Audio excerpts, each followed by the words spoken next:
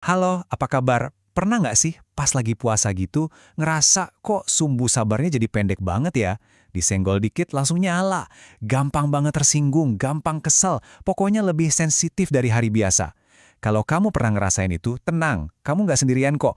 Ini tuh wajar banget dan banyak banget yang ngalamin. Nah, hari ini kita bakal kupas tuntas kenapa sih ini bisa terjadi. Mungkin kita semua sempat lihat ya kejadian viral belakangan ini.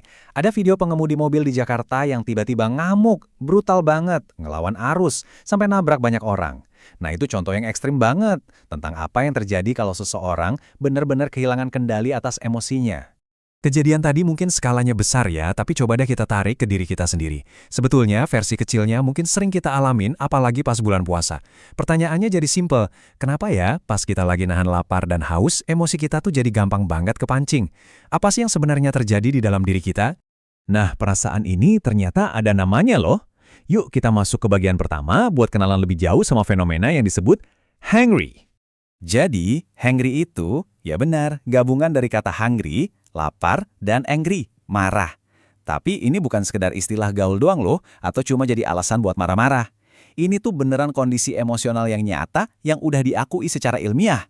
Serius, ini udah masuk kamus Oxford dan jadi bahan penelitian. Jadi kalau kamu ngerasa hangry, perasaan kamu itu valid banget. Oke, sekarang kita coba bedah dari sisi sainsnya ya. Apa sih yang sebenarnya terjadi di tubuh dan otak kita sampai rasa lapar itu bisa berubah jadi amarah? Prosesnya bisa kita ringkas jadi 3 langkah simpel. Pertama, pas kita puasa, kan kita nggak makan minum. Gula darah di tubuh kita jadi turun. Nah, otak kita itu bahan bakar utamanya gula, jadi dia mulai kekurangan energi.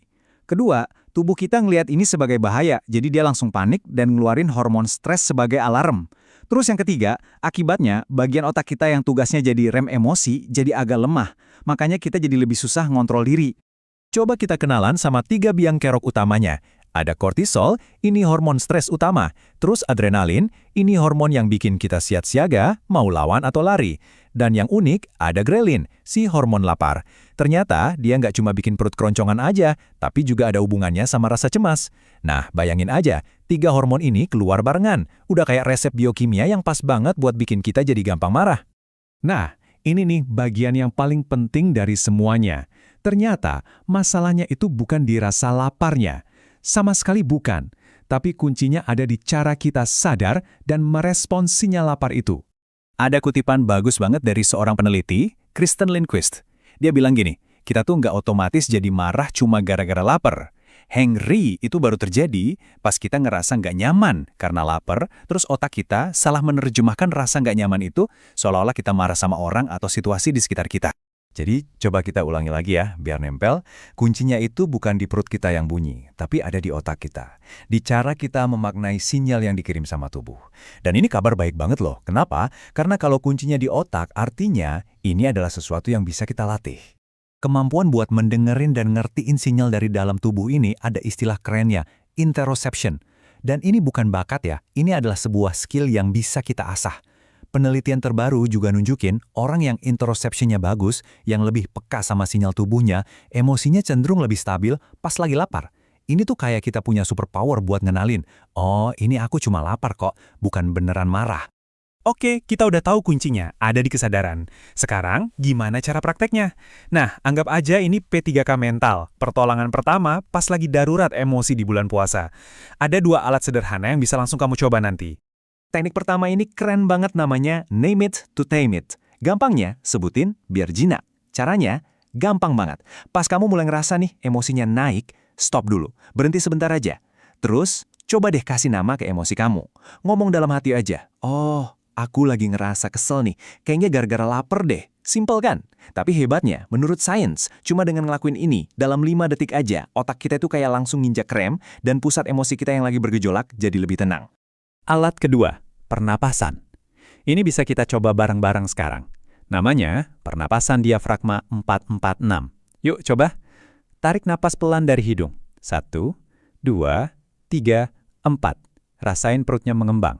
Terus tahan napasnya. 1, 2, 3, 4. Sekarang hembuskan pelan-pelan banget lewat mulut. 1, 2, 3, 4, 5, 6. Coba ulangi 3-5 kali. Teknik ini secara fisik ngirimin sinyal aman ke sistem saraf kita dan langsung bantu nurunin hormon stres di tubuh. Sekarang, coba kita ubah cara kita memandang puasa.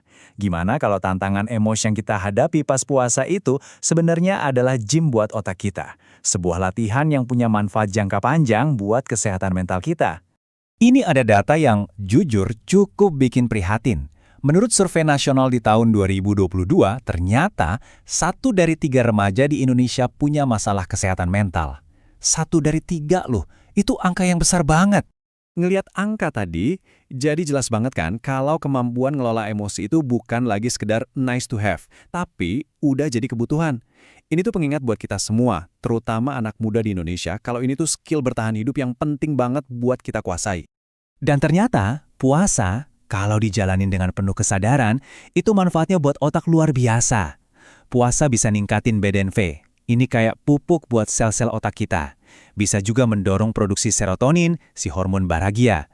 Dan yang paling penting, setiap kali kita berhasil nahan emosi, kita itu lagi ngelatih rem emosional di otak kita dan ngebangun benteng pertahanan dari stres. Jadi, coba deh lihat dari sudut pandang ini.